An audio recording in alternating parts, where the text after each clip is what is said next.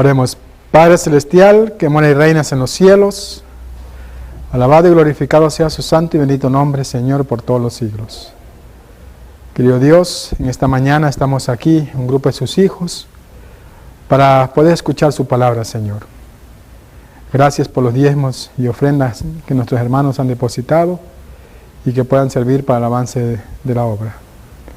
Dios Santo, también bendiga lo que sobra en nuestros bolsillos y que sea usado sabiamente. Querido Dios, bendiga su palabra hasta ahora, que se va a impartir. Perdone mis pecados, que sea usted quien hable a través de mi persona y que las personas puedan ver a Cristo Jesús. Acompáñenos y bendíganos en esta hora. En el nombre de Jesús. Amén.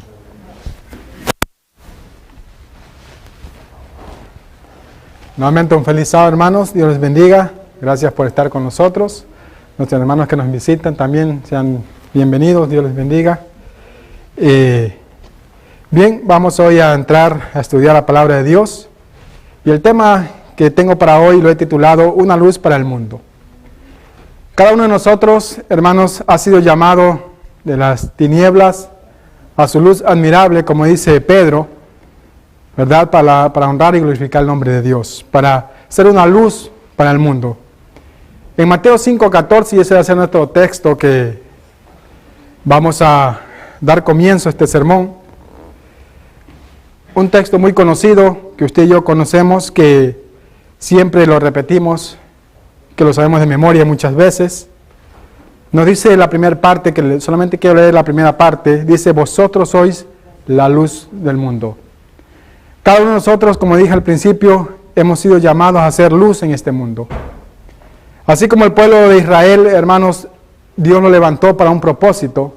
Y el propósito era ¿para qué, hermanos? Para que fuera una bendición para las demás naciones que los rodeaban.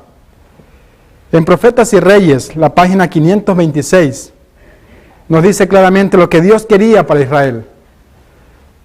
¿Cuál era el plan de Dios para Israel? Ella dice ahí, lo que Dios quiso hacer en favor del mundo por Israel, la nación escogida, lo va a realizar o lo realizará finalmente mediante su iglesia que está en esta tierra hoy. Ese plan que Dios tenía, hermanos, desde el principio con Israel, de que fuese, ¿qué, hermanos? Una luz para todo el mundo, Dios lo va a hacer a través de su iglesia en este tiempo. A través de aquellos que realmente acepten el llamado de Dios y que puedan unirse para dar el último pregón a este mundo. Dios va a hacer esa obra. Sea con usted o sin usted, Dios la va a hacer. Pero hermanos, vamos a entrar entonces en detalle. Vamos a Efesios capítulo 3, todos. Quiero que todos abran sus Biblias. Vamos a salir de Efesios capítulo 3. ¿Qué propósito debe llevarse a cabo a través de la iglesia? ¿Por qué Dios llamó a su iglesia en estos últimos tiempos? ¿Cuál fue el propósito para el cual Dios la llamó? Efesios capítulo 3, los versículos 9 en adelante, hasta el 11 vamos a leer. Dice la palabra de Dios lo siguiente: y de aclarar a todos cuál es la comunión del ministerio escondido desde el principio del mundo en Dios, que creó todas las cosas por Jesucristo, para que la multiforme sabiduría de Dios sea dada a conocer por la iglesia a los principados y potestades en los lugares celestiales, conforme al propósito eterno que hizo en Cristo Jesús, Señor nuestro. Hermanos, aquí el apóstol Pablo, en Efesios capítulo 3, versículos 9 al 11, nos dice claramente de que la iglesia, ¿qué?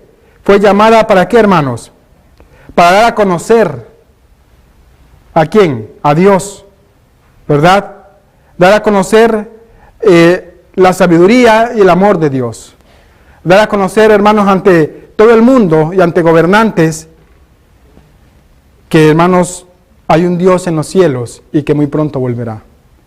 Que hay un Dios que, hermanos, que muy pronto va a llegar a esta tierra a ver a un pueblo que se preparó, a un pueblo que se puso de parte de Él y que, hermanos, hizo la tarea a la cual Dios le había llamado.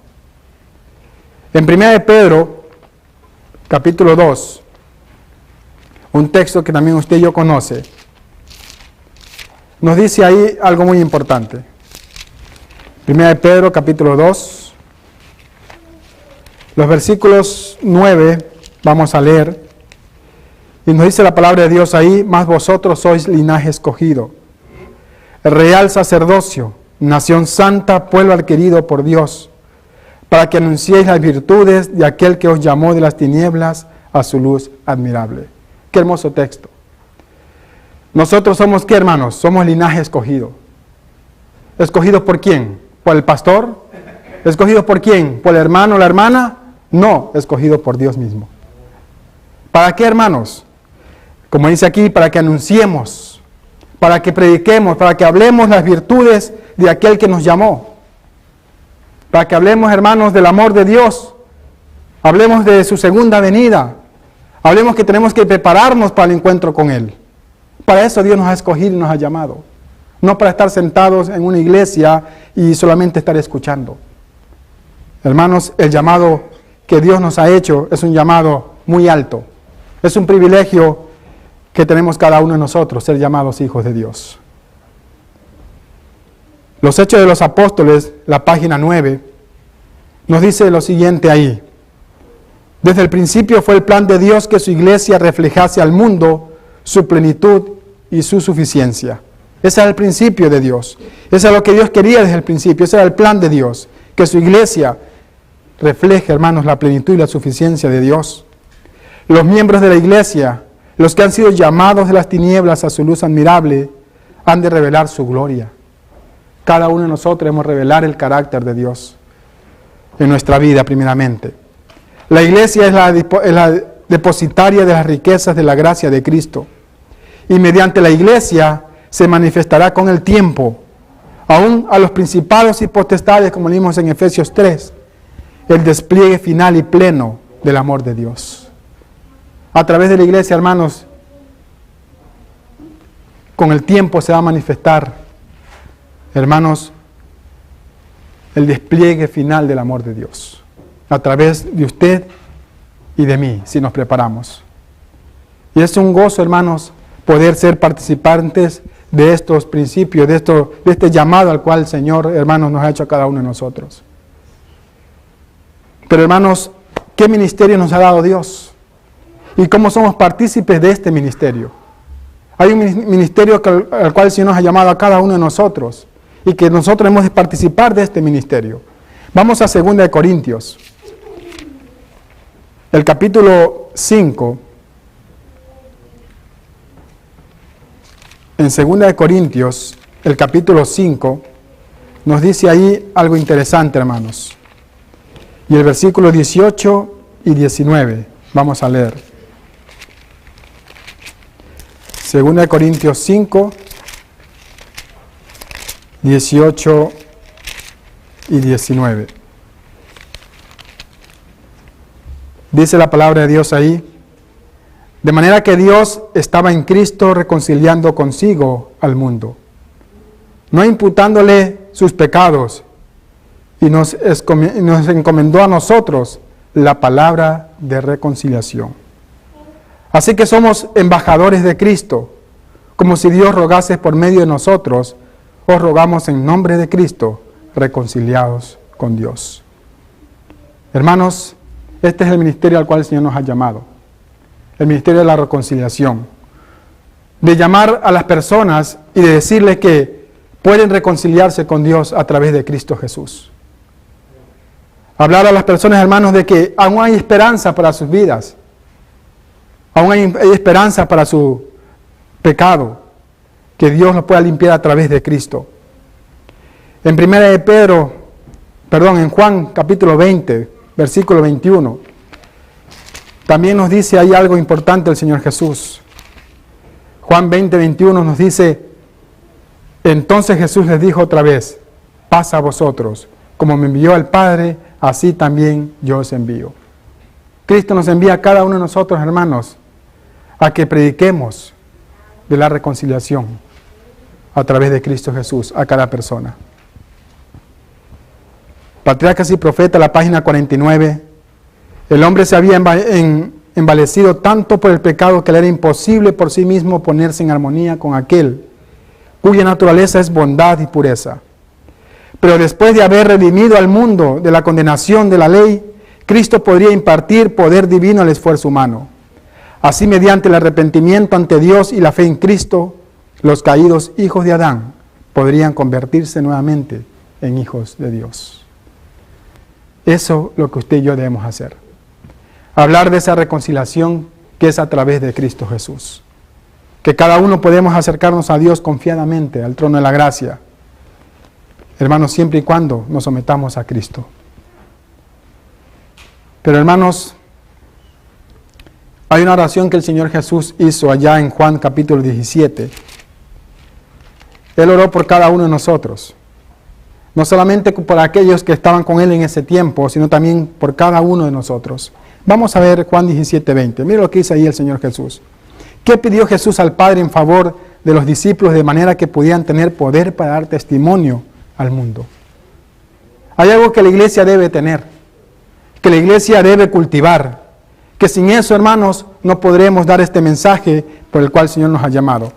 Juan 17, los versículos, vamos a leer el 20 y 21, dice lo siguiente.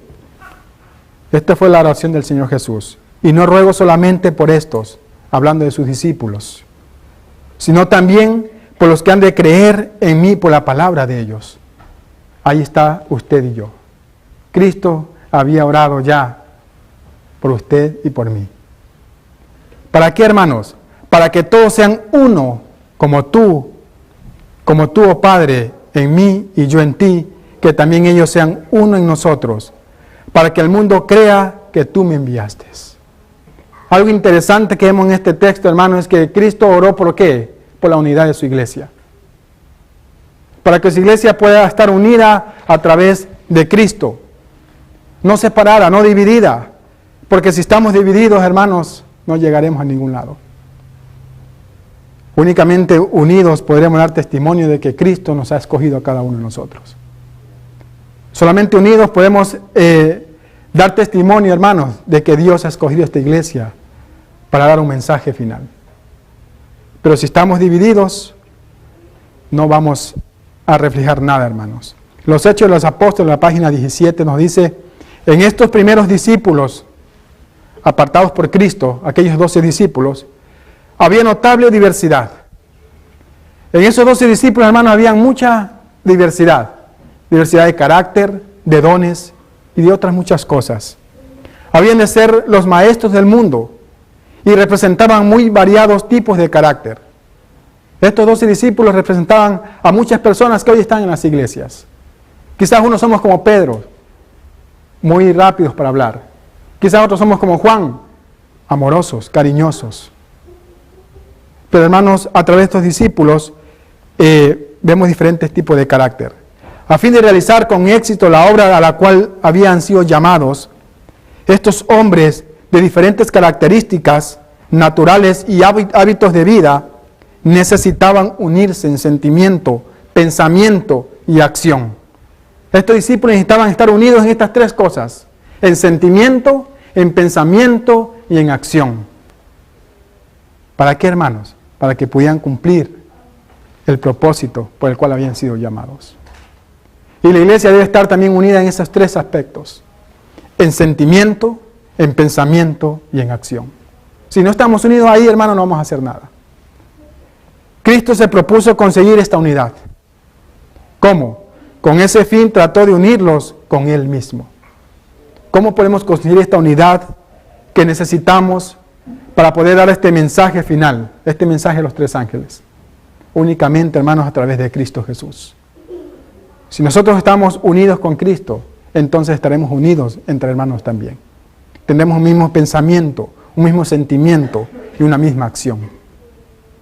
Pero si no somos capaces de estar unidos con Cristo, tampoco seremos capaces de estar unidos entre nosotros mismos. Más bien estaremos divididos y cada uno jalando para un lado y el otro para el otro lado. Hijos e hijas de Dios, la página 288 nos dice: nunca encontramos a dos personas exactamente iguales. ¿Usted ha conocido a dos personas que son iguales? Voy a poner un ejemplo aquí dentro de la iglesia, a dos personas que son padre e hijo. Por ejemplo, Rubén y Vilo. Son familiares.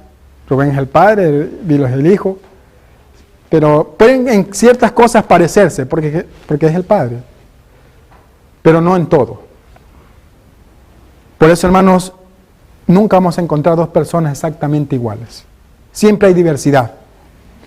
Entre los seres humanos, como en las cosas del mundo natural, existe la diversidad. Existe mucha diversidad. La unidad en la diversidad entre los hijos de Dios, la manifestación de amor y tolerancia a pesar de las diferencias de posición, este es el testimonio de que Dios envió a su Hijo al mundo para salvar a los pecadores. La unidad en la diversidad. La unidad a pesar de que yo no piense igual que la hermana, pero tenemos que estar unidos. Unidos en Cristo. Es lo importante. Por eso, hermanos, muchas veces las iglesias están divididas porque muchas veces queremos imponer nuestro pensamiento a las demás personas. Y así no es la cosa. La cosa es saber estar unidos en la diversidad. ¿Y cómo podemos conseguir eso? Únicamente a través de Cristo Jesús. Solo así podremos conseguir esa unidad. Cuanto más estrecha, sigue diciendo este libro, cuanto más estrecha sea nuestra unión con Cristo, más estrecha será nuestra unión entre nosotros. Amén. Entonces, ¿cuál es el secreto? Para estar unidos más entre nosotros, para querernos más, unirnos más, es primeramente estar unido ¿con quién? Con Cristo Jesús. Y entonces, ahí podremos estar unidos entre nosotros mismos. Mientras cada uno esté separado de Cristo, no vamos a estar unidos nunca. Entonces, hermanos, ¿qué actitud dentro de la iglesia es un testimonio poderoso para los demás que quieren creer en la verdad? Efesios capítulo 4. Vamos al libro de Efesios, el capítulo 4. Y vamos a leer del versículo 1 en adelante. Y miren ahí lo que dice el apóstol Pablo. Yo pues, preso en el Señor, os ruego que andéis como es digno del llamamiento con que sois llamados. Con toda humildad y mansedumbre, con paciencia, soportándoos los unos a los otros en amor. Solícitos en guardar la unidad del Espíritu en el vínculo de la paz. Qué interesantes palabras del apóstol Pablo, hermanos. Dice el apóstol Pablo que nosotros, hermanos, que andemos como es digno del llamamiento con que fuimos llamados. Que andemos de acuerdo a lo que profesamos. Si somos cristianos, debemos andar como Cristo anduvo. Y dice él, con toda humildad y mansedumbre, con paciencia. Es algo que usted y yo debemos cultivar en nuestra vida y que muchas veces no lo tenemos y que solamente se nos puede dar a través del Espíritu Santo, que es la humildad, la mansedumbre y la paciencia. ¿Para qué, hermanos? Dice, para soportarnos los unos a los otros. ¿Por qué muchas veces no nos soportamos entre nosotros mismos? Hay conflictos dentro de la iglesia, porque no hay estos dones dentro de nosotros mismos. No hay humildad, no hay mansedumbre, no hay paciencia. Somos impacientes, somos muchas veces violentos, groseros, no sé. Y eso nos debemos cultivar en nuestra vida. ¿Y cómo lo podemos hacer? Únicamente a través de Cristo Jesús. Únicamente pidiendo al Espíritu Santo que more en nuestra vida. Ahí mismo en ese mismo capítulo de Efesios 4, en los versículos 31 y 32 nos dice lo siguiente. Toda amargura y enojo e ira y gritería y maledicencia y toda malicia sea quitada de entre medio de nosotros. Que salga esas cosas fuera de nosotros. Y sed benignos unos con otros, misericordiosos, perdonándonos unos a otros como también Dios en Cristo nos ha perdonado. Ese debe ser el espíritu del cristiano. Ese debe ser el espíritu de la iglesia, para que Dios pueda utilizar a este grupo de personas que están en esta iglesia y pueda dar un mensaje poderoso a través de nosotros. Testimonios para la iglesia, el tomo 9, la página 150, 151 nos dice lo siguiente. Hay un carácter que debemos mantener. Hay un carácter que usted y yo debemos mantener, hermanos. Y no es su carácter, y no es mi carácter. Porque nuestro carácter ante la vista de Dios es como trapo de inmundicia. Apesta ante Dios. Nuestro carácter está manchado por el pecado. Nuestro carácter muchas veces da mucho que desear. Pero dice ella, hay que mantener un carácter. ¿Y cuál carácter? Pero es el de Cristo Jesús. Ese es el carácter que usted y yo debemos mantener. Queremos cosechar, cultivar en nuestra vida. El carácter de Cristo Jesús. El Cristo que esté en nosotros responderá al Cristo que esté en nuestros hermanos. Y el Espíritu Santo consagrará esa unión de sentimiento y de acción que atestigua al mundo que somos hijos de Dios. Cuando cultivemos el carácter de Cristo Jesús en nuestra vida. Entonces, hermanos, podremos llegar a esa unidad por la cual el Señor oró allá en Juan 17. La unidad de su pueblo, de su iglesia. Obreros Evangélicos, la página 172, 173. Aprendan del gran maestro, dice ella. Que cada uno aprendamos de Cristo. Las palabras de bondad y simpatía serán benéficas como una medicina. Y sanarán las almas de desesperados. El conocimiento de la palabra de Dios, puesto en práctica en la vida, tendrá un poder sanador y suavizador. Cuando nosotros, hermanos, pongamos todo lo que sabemos, lo que Dios nos ha enseñado, en práctica, vamos a hacer una bendición para aquellas personas que aún no conocen de Cristo. Nuestras palabras serán como medicinas para ellos. Y entonces, hermanos, ellos podrán venir al Señor Jesús. Otro libro que les quiero leer, Mi vida hoy, la página 242, nos dice lo siguiente. Muchos que podrían haber sido fortalecidos hasta la victoria por una palabra de aliento y valor, han desmayado y se han desalentado en gran lucha de la vida. No podemos decir cuánto alcance pueden tener nuestras palabras tiernas y bondadosas. Nuestros esfuerzos semejantes a los de Cristo para aliviar alguna carga. Los que yerran no pueden ser restaurados de ninguna otra manera que por el espíritu de mansedumbre, amabilidad y tierno amor. Es la única forma en que podemos, hermanos, ayudar a aquellas personas que están envueltas en errores y en pecados. Mostrándoles mansedumbre, mostrándoles amabilidad y mostrándoles que ellos nos importan, que nosotros le amamos a ellos. Que todo lo que hacemos por ellos lo hacemos por amor, porque queremos lo mejor para cada uno de ellos. Vamos a salir de Filipenses capítulo 2. El libro de Filipenses, el capítulo 2, y vamos a leer el versículo 3. Miren lo que dice ahí el Señor Jesús a través de este hermoso libro. Filipenses,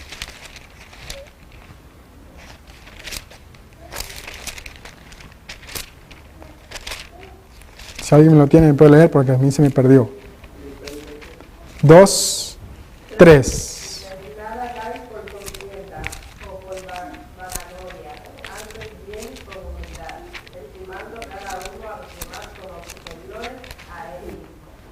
Amén.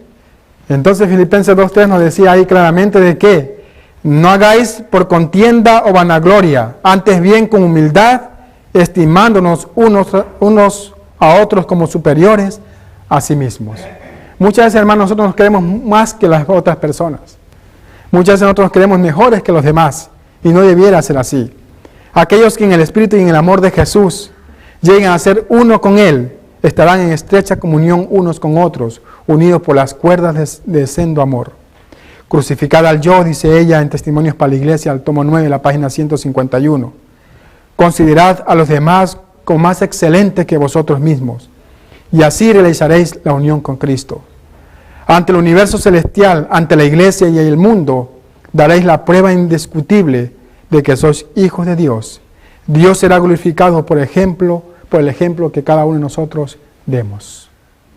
No considerarnos más que el otro, sino más bien, hermanos, considerando al otro más que a uno mismo. Y entonces daremos prueba de que somos hijos de Dios, y a través de nuestro ejemplo, hermanos, daremos a conocer el amor y la bondad de nuestro Dios. Donde no hay transgresión abierta a los principios, ¿qué regla deberíamos seguir para respetar las convicciones de cada uno? En Romanos capítulo 14, el versículo 10 y 13 nos dice ahí algo interesante. Pero tú, ¿por qué juzgas a tu hermano? O tú también, ¿por qué menosprecias a tu hermano? Porque todos compareceremos ante el tribunal de Cristo. El versículo 13 nos sigue diciendo, por tanto, ya no nos juzguemos los unos a los otros. Antes bien, juzgad esto, que nadie ponga tropiezo u ocasión de caer al hermano. El consejo de Pablo es interesante, de que ya no nos estemos juzgando unos a otros, de que ya no nos estemos condenando unos a otros, ni hablando mal del uno al otro. Más bien, hermanos, dice él claramente de que Dios va a ser quien nos juzgará en su debido tiempo. Más bien, hermanos, no seamos piedra de tropiezo, sino que seamos una bendición para aquellas personas. Dejemos ya de hablar mal del hermano. Dejemos ya de decir cosas en contra de una persona. Y más bien, pongámonos en las manos de Cristo y seamos una bendición para ellos. Bien, Testimonios para la Iglesia, la página 429 dice algo. Hay derechos que pertenecen a todo individuo. Tenemos una individualidad y una identidad que es nuestra. Usted tiene una identidad que hermanos, que lo distingue de las demás personas. Usted tiene una identidad que es única. Nadie puede sumergir su identidad en la de otra persona. Todos deben actuar por sí mismos de acuerdo con los dictados de su propia conciencia. Nadie puede imponer, hermanos, su identidad a otra persona. Nadie puede obligar a otra persona que crea igual que a mí. ¿Verdad? Nadie puede hacer eso. El Ministerio Médico, la página 216, nos dice, nadie, pero ni debe permitirse que la voz y la influencia de un solo hombre se conviertan en el poder controlador. Eso no debe haber dentro de la iglesia, que la voz de una sola persona decida lo que se debe hacer dentro de la iglesia. Más bien, que toda la iglesia pueda tener y participe, hermanos, de cualquier decisión. Porque si hacemos eso, de que un solo hombre pueda controlar a la iglesia y que solamente sus ideas puedan ser recibidas en la iglesia, entonces estamos obrando mal. La iglesia también tiene voz y voto. La iglesia debe también decidir, no solamente una sola persona. Y así, hermanos, no estaremos divididos, no habrá contiendas. Y quiero terminar con 1 Juan 1:7. ¿Qué condición debemos cumplir si queremos tener una verdadera comunión con nuestros hermanos y hermanas? ¿Qué sucederá entonces con nuestra experiencia? ¿Cuál es la condición que cada uno debemos cumplir? 1 Juan 1:7. Y la palabra de Dios dice ahí lo siguiente.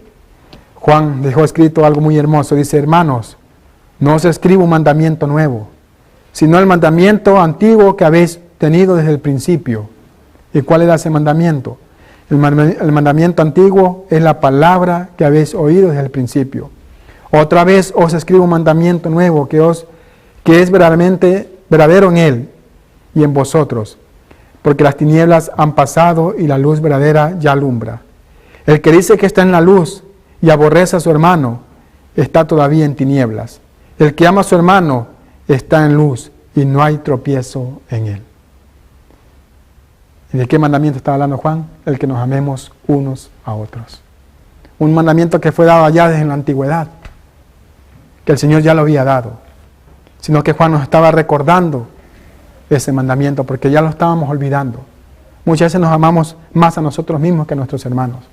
Y entonces ahí está el problema, que no hay unidad en la iglesia.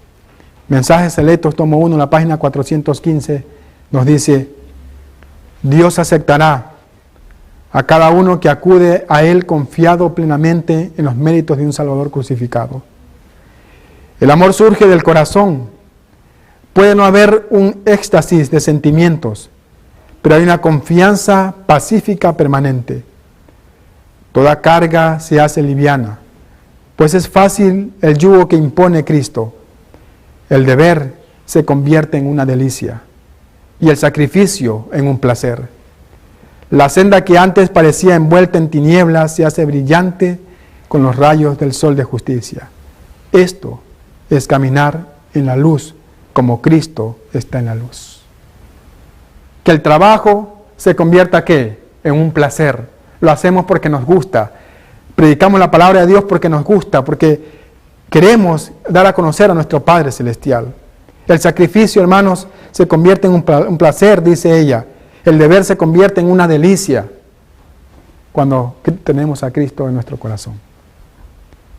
Y entonces, hermanos, así podremos encontrar esa unidad por la cual Cristo oró allá en Juan 17. Que seamos uno, como Él y el Padre son uno. Para que esta iglesia pueda florecer y salir adelante, tenemos que llegar a esa unidad. Dios los bendiga, hermanos. Vamos a orar.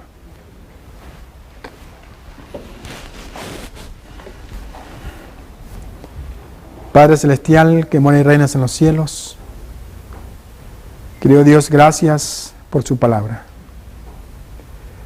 Gracias, Señor, porque a través de ella usted nos exhorta a que podamos obtener esa unidad por la cual usted oró por cada uno de nosotros. Ayúdenos, Señor, a través de la diversidad a encontrar la unión. Y únicamente lo podemos obtener a través de usted. Ayúdenos, Señor, a estar más apegados de usted, más cerca de usted, y así estar también más unidos a nuestros hermanos. Bendiga esta iglesia, y no solamente esta iglesia, Señor, sino a todas las iglesias que están reunidas en este día. Que usted, a través de su Espíritu Santo, nos pueda dar esa unidad que necesitamos para terminar esta obra. Gracias, Señor. Bendíganos, bendiga los alimentos que nos vamos a servir en la parte de abajo. Y también pueda suplir las necesidades de aquellos que no tienen. Oramos también por los enfermos y por cada pedido de oración que nuestros hermanos tienen aquí. Gracias, en el nombre de Jesús. Amén. Queridos hermanos, Dios les bendiga y un feliz sábado.